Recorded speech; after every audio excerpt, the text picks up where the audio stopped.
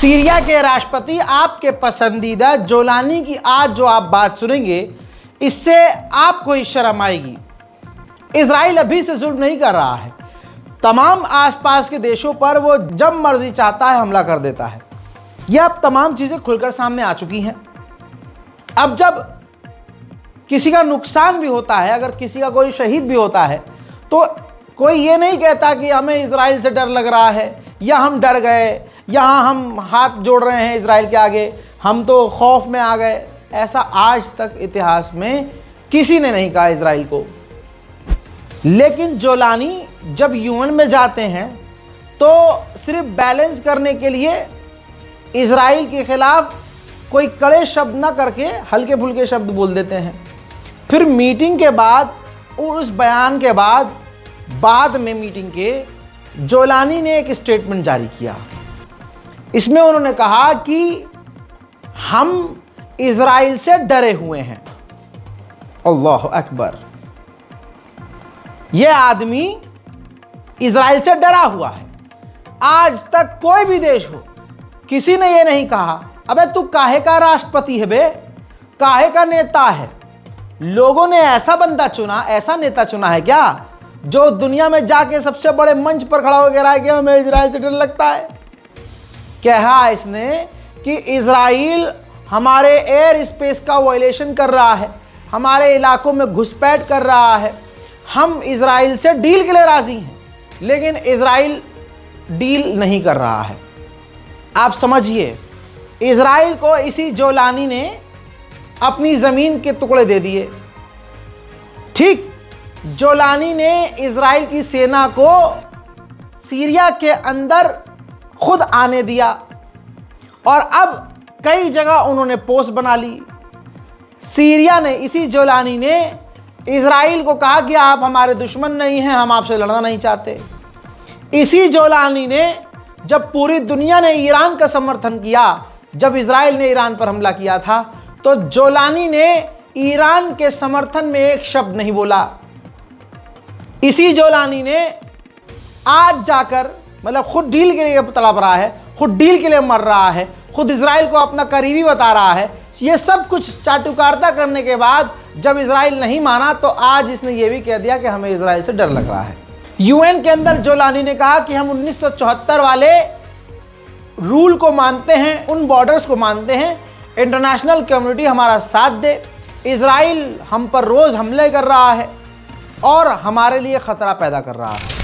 And in this context, Israeli strikes and attacks against my country continue, and Israeli policies contradict the international supporting position for Syria, which threatens new crises and struggles in our region.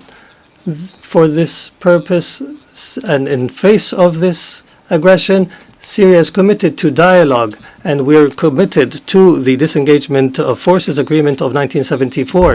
इसी UN में दिए गए बयान में उन्होंने कहा कि हम तो बातचीत करना चाहते हैं इजराइल से, और इजराइल मेरे देश में लगातार स्ट्राइक कर रहा है, हमले कर रहा है। आगे गिड़गिड़ाता हुआ जोलानी यूएन में बोलता है कि पिछले साल दिसंबर में जिस जगह इजराइल था, यानी जोलानी के आने से पहले जहां जिस तरफ इजराइल था वहीं वापस चला जाए।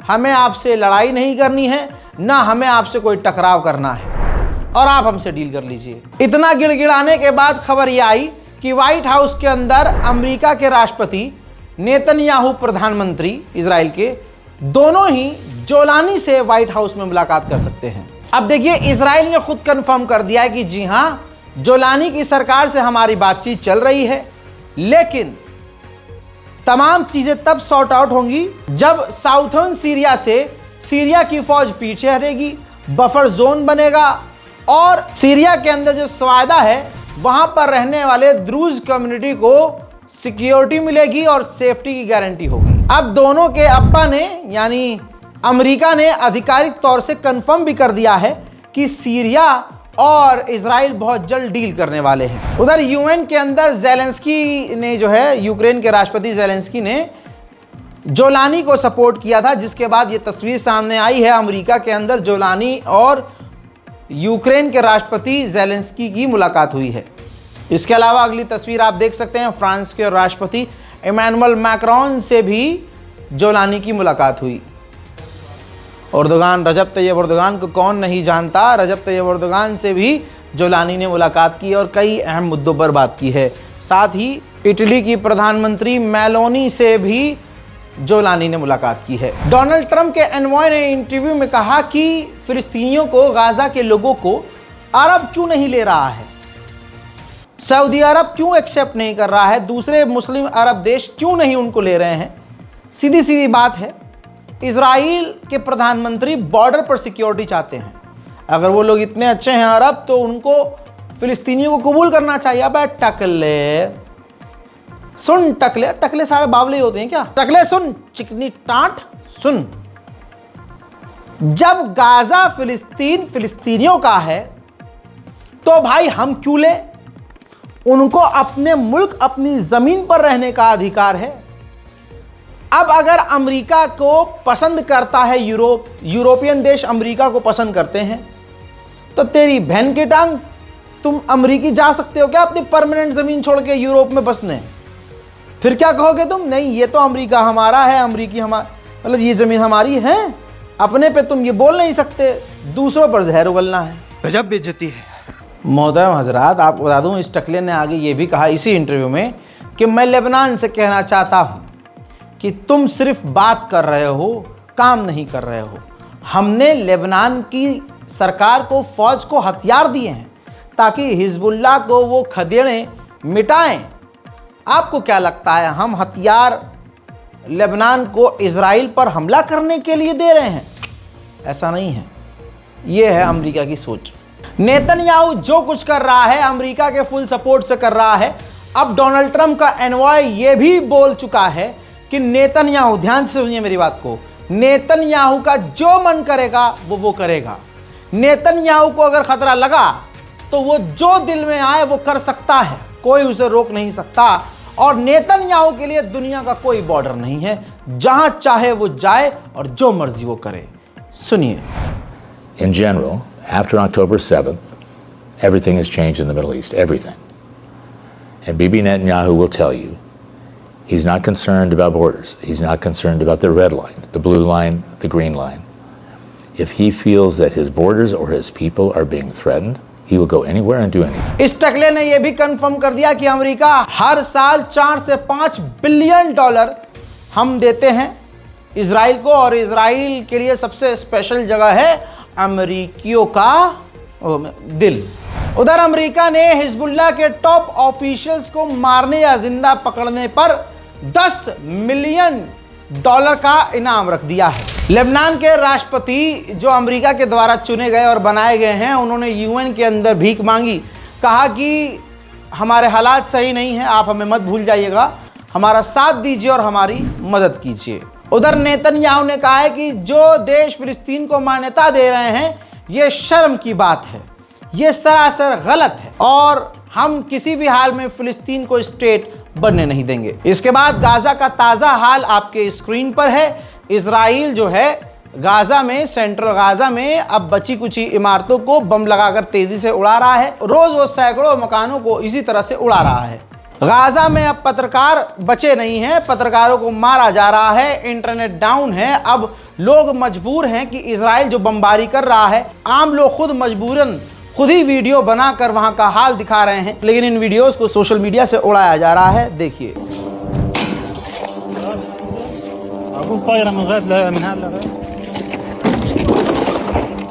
هذا الطماع الذي خلفه الريبورت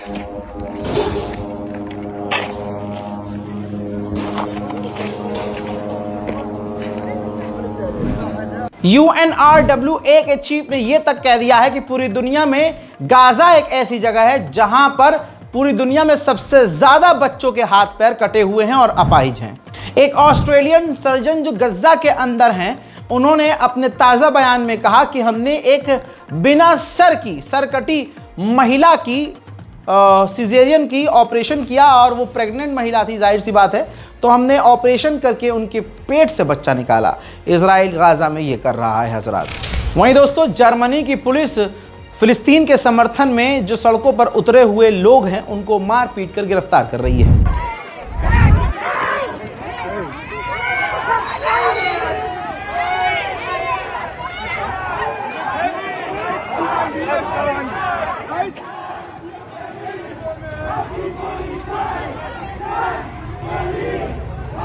Bleib mal schön da, wir kennen das Spiel auch schon. Bleib mal da.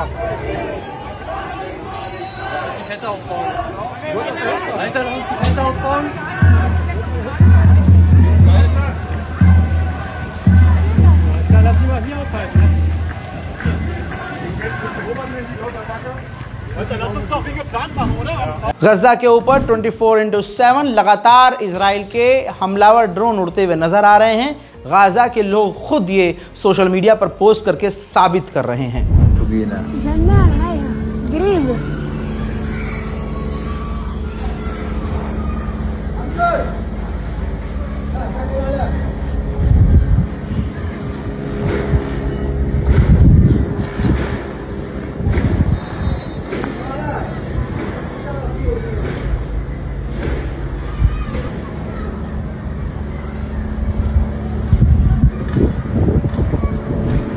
हजरात, बैंक ऑफ फिलिस्तीन ईस्टर्न गाजा, उसकी एक ब्रांच को इजराइल ने गजा में उड़ा दिया है। ये है वो मंजर, पीछे जो बिल्डिंग आपको तबाह नज़र आ रही है, लोग वहाँ से भाग रहे हैं। ये फिलिस्तीन, बैंक ऑफ फिलिस्तीन का एक ब्रांच थी गाजा के अंदर जिसे इजराइल ने निशाना बनाया है। ऐसी ही ख़तरनाक बमबारी में फिलिस्तीन के नेशनल प्लेयर, फुटबॉलर जो हैं मारे गए हैं। अमेरिका का एम्बेसडर जो इजराइल के लिए है, उसने तो इजराइल को अमेरिका की बीवी कह दिया। आपको यकीन नहीं होगा, यही बात तो मैं कह रहा था, मैं कहना भी चाहता था और हमेशा कहा मैंने, इजराइल अमेरिका की बीवी है। एग्जाम्पल दे रहा है वो कि अमेरिका, आप लोगों को बुरा अजीब लगेगा लेकिन इजराइल हमारे लिए ऐसा है जैसे हमारा रिश्ता, हमारा रिलेशनशिप ऐसा है जैसे वाइफ का होता है। हाँ, जैसे वो हमारे पास आता है, डिनर करता है, हमारे साथ टाइम एंजॉय कर, मतलब सुनिए ये पूरा बयान और शेयर ज़रूर कीजिएगा। आज तो शेयर कर दो भाई। It may sound a little bit this afternoon as if I'm almost speaking on behalf of Israel rather than the U.S., but I want to explain that part of my advocacy in our relationship is because if you came to my house tonight for dinner and you came in and you said, "Oh, Mike, we like you, we really think the world of you, we just enjoy being with you, so excited to be here with you and have dinner with you. But your wife, we can't stand her. We don't like her a bit. I hope she's not going to be at the table." I would say America की बीवी रखेल, Israel. उधर Gaza city, लगभग 5 लाख से ज़्यादा लोग अब Gaza city छोड़ चुके हैं और लगातार तेज़ी से गाजा सिटी को खाली किया जा रहा है। पूरे गाजा में मेन जो शहर था ये गजा था। आइए मैं आपको दिखाता हूँ तेज़ी से किस तरह से टूटे हुए दिलों से गाजा के लोग, फिलिस्तीन के लोग गजा सिटी को छोड़ रहे हैं।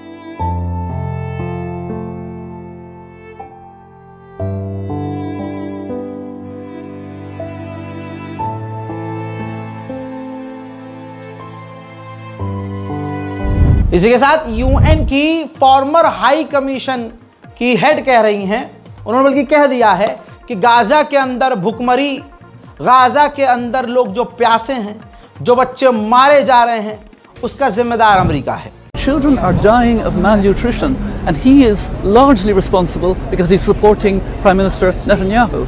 So the United States is complicit in this famine and unfolding genocide, and it's on his watch. President Trump complicit in genocide? Yes. Says Yes. Mary Robinson. Yes. So what does the world do with that? That's a huge charge to level against him.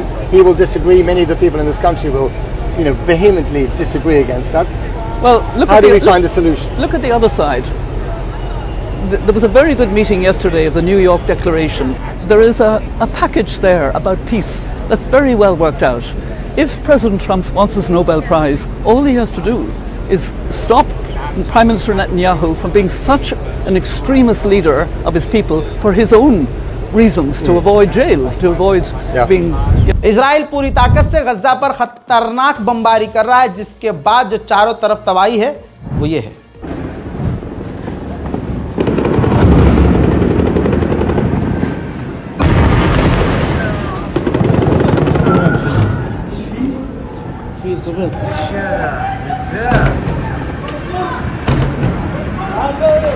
يلا يلا هاي الريبورتات المتفجرة. هذا الريبورت المتفجر. هذا هو الريبورت المتفجر. حي بأكمله. كافي ثباته. حي بأكمله. كافي ثبات. هاخد جوا جوا شوف ينبسط علينا شوية.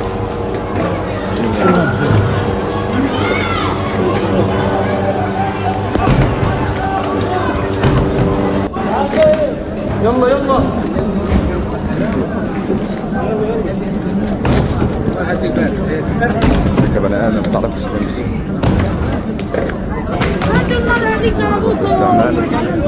كافي ثباته. हस्बी अल्लाह निअमल वकील। उधर Israel की minister channel 12 पर openly कह रही है कि हम Gaza और वेस्ट बैंक को रहने लायक नहीं छोड़ेंगे। गाज़ा के लोग अपने आप गज्जा को छोड़ दें और ठीक ऐसा ही वेस्ट बैंक के लोग भी करें, वेस्ट बैंक खाली कर दें। हजरात, जो गाज़ा के अंदर मदद जा रही है, जो मदद के ट्रक जा रहे हैं बॉर्डर पर, ये देखिए इजराइल के सेटलर अब उसे भी लूट रहे हैं। ये लुटेरे हैं, ये इतिहास दोहरा कर आज की नस्लों को बता रहे हैं कि देखो हमने किसी फिलिस्तीन नामी देश पर कैसे कब्जा किया था, लूटपाट करके आज हम एक राष्ट्र बन चुके हैं। हजरात, यही इजराइल और यही इजराइलियों की आदत है। भूखों को खाना लूट रहे हैं और गरीबों को बर्बाद कर रहे हैं। हजरात मोहतरम, मैं आगे आपको क्या ही दिखाऊं, क्या ही बताऊं, बस दुआ कीजिए इस बारकोड का इस्तेमाल करके गाज़ा और फ़िलिस्तीन की मदद के लिए अगर दिल में है तो आगे आइए, वरना एक दूसरे का साथ दीजिए, शांति और अमन की शुरुआत कीजिए। तरीका है उन लोगों का, हिंदुस्तान में भी आई लव मोहम्मद सल्लल्लाहु अलैहि वसल्लम एक बहाना है। मुझे ऐसा लगता है कि मुसलमानों को उकसा कर ये सड़कों पर, मुसलमानों को चाहते हैं कि मुसलमान सड़कों पर आ जाए।